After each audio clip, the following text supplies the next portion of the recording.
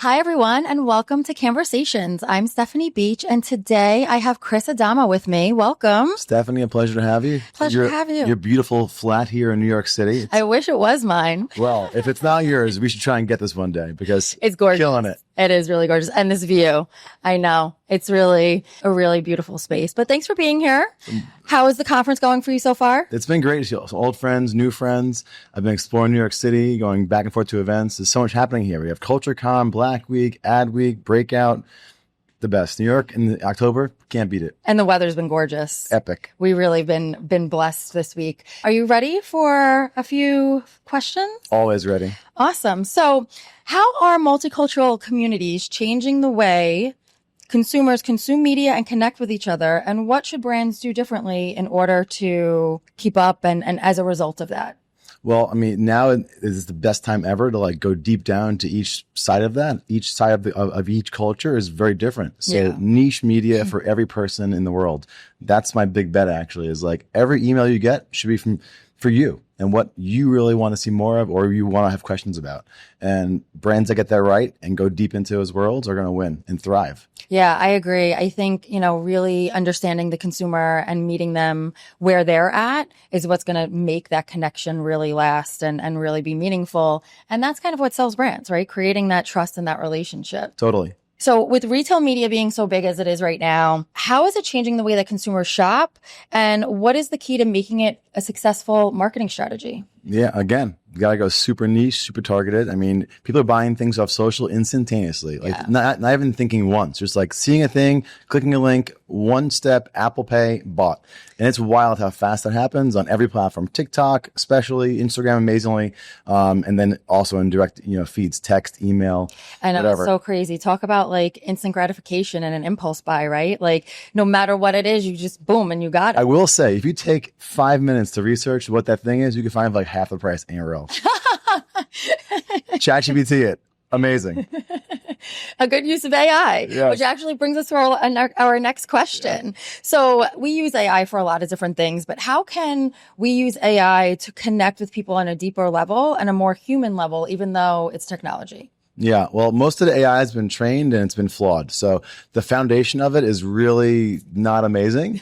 And people are trying to fight for the rebuilding of it. So it's been trained for many, many years by people of one type. So when you have that happen, it gets a little tricky. Mm-hmm. So we have to basically retrain and remodel it out. And it's going to take a while, but people are really going to have to take this on their own. The humans have to take this on their own. You can't just let the AI just do what it wants forever and ever and ever. So it's a lot of retraining. It's a lot of multicultural retraining really that has to happen from us, users. It's an interesting take on it, but it's kind of what we do in our day to day, right? Like you need to optimize the chatbot. You need to optimize what it's doing, have it evolve, have it grow in order to keep up. And I think that that's really interesting to look at it that way. Nobody's answered that question like that at all, honestly. It's pretty blatant. Like, everyone should be having different results, not the same results based off of like your inputs, the way you are. And I think that hasn't gotten there yet. It has a long way that comes and it's going to get better. I'm very positive on the future. I'm not a negative person. Yeah. I just know it has to be adjusted for the future to be great for everybody. And I think it will.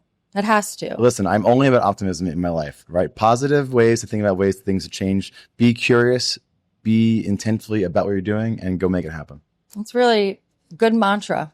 Mantra. Thank you.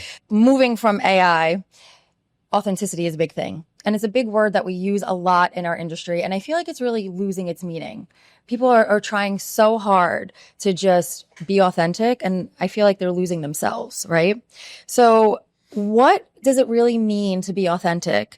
And how, when you're implementing that into a marketing strategy and you're trying to think about how to be authentic in a marketing strategy towards a diverse audience, how are brands doing this well to avoid they're just jumping on the bandwagon? Yeah, it all comes down to fear. Really, fear of judgment. If you're really going to be truly yourself and authentic, you have to stick to that, right? And not hide behind whatever is the most conservative angle that'll make everyone happy. You should pick a lane and stay in it. Yeah. And that's what people want. And not everyone's going to be your audience. And people get that wrong all the time. They try and serve the entire audience of the world. And there's so much opportunity made in smaller communities and you can thrive. So it's picking those communities out and building with them, from day one. Yeah, I agree. And I think that the fear, right, is just holding people back a little bit. And you have to decide who do you want to be? Who are you representing and do that. And I think the fear also comes from, well, I'm leaving people out, or, what if I miss out on a sale? But like you said, it's okay that not everybody is your audience. There's a million products out there. Not everything is going to appeal to everybody, and it shouldn't. And that's okay. 100%. But I think people are just so afraid, or companies are just so afraid.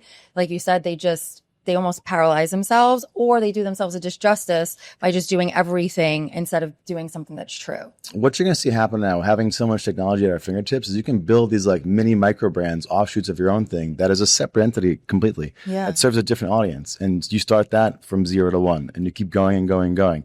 And it's going to be amazing to see it happen. People, again, that are creators. Yeah. They're spreading their wings in different worlds, and they're sharing differently every place that they go. And that's really important to do. Like, there can be many versions of one thing, meant for different people. Right. I am kind of a chameleon in my life. Yeah. It depends on where I am, what I'm doing today, and that's how I'm going to, deliver the value to that person. So think about that person intently, what they really want to see more of, and how you can be helpful. Yeah, that's really nice, and it's a good way to look at it as well. So are you ready for some fun rapid fire questions? Ready. Awesome. So this or that, AI or humans? Humans. Short form or long form video? Short. First party or third party data? First. CTV or social commerce? Social commerce. Okay. Overrated or underrated? You ready? Yeah. All right. AI is a creative partner. It is. Okay. Underrated. Underrated. The death of the third party cookie. It's going away. Okay. Going away. Influencer marketing.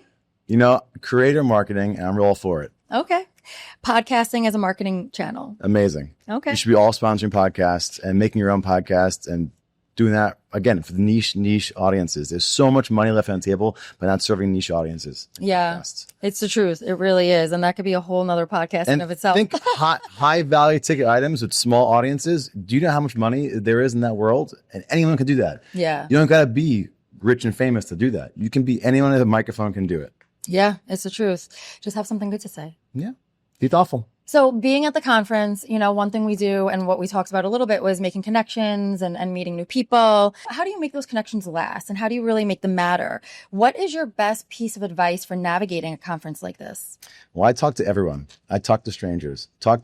Literally just say hello, say that's a great shirt, and then you never know what's going to happen. Yeah. Follow up with them, text them, invite them to things they're having, gather people, be the gatherer, host small dinner parties, host happy hours, send someone a little piece of swag, whatever it is, whatever that makes you memorable and stick out, and be helpful. Know what their needs are and say, hey, I have a thing that may be good for you. And then you meet someone else and they have interests shared, boom. You're making that shared connection happen. So yeah. Be the conduit of life. If you can do that, you're going to be so amazingly happy with the way your life turns out. So be the conduit, be helpful, and go out there and change the world. Yeah, that's really nice. And I try doing the same thing. Like, just be nice to people, say hello, give a compliment, talk about something that you're sharing an experience. Oh my God, this line is so long. Like, whatever it might be, just talk to people. And it's funny that you say I talk to strangers, because like when I go on these conferences and stuff like that, my mom will call me and be like, oh, like, how's whatever. And she'll be like, don't talk to strangers. I'm like, that's what I do for a living, right, Mom? Like, that's my job. But it's really funny. So that's wonderful. But anyway, lives can change with a 5-second interaction. Yeah. One email introduction. You never know. Can change someone's life. It really takes can. You literally 2 minutes to do that. I spend an hour a day doing that, just like things that have no like part of my job or part of my life. And just like, this can be something that be good for somebody else. It's the That's best. really nice. Feels great too. And that person will and then you make that person feel forever. good. And then that person is your friend. Yeah. And having friends is great. It is great. Last question. So how do you utilize the conference to build a personal brand? Well, you gotta be you. It's funny. I grew up in New York City. I wore very like boring blah clothing, and then I went to Miami 10 years ago and I found Hawaiian shirts. So this is a little more, toned down for me, but usually I'm just like my real self is like very colorful and really happy. I love that. And you have to find whatever is you. Find your Hawaiian shirt, whatever that is, find it. Whatever makes you, do that. And don't be scared about it. Not everyone's going to like it, and that's okay. But if you're really happy and you're truly it, it's going to work. And if it makes you feel good, who cares? Exactly. If you feel good, they're going to feel good. If you smile at someone, they'll smile back. If you frown, they frown back. So we're all mirrors. And people forget how important that is. Well, this was a great conversation. Thank you so much. Oh, you're welcome. Thank you so much. I hope you enjoy the rest of the day and the rest of the conference. I'm pumped. Thank you. Thank you. All right. Thanks, guys.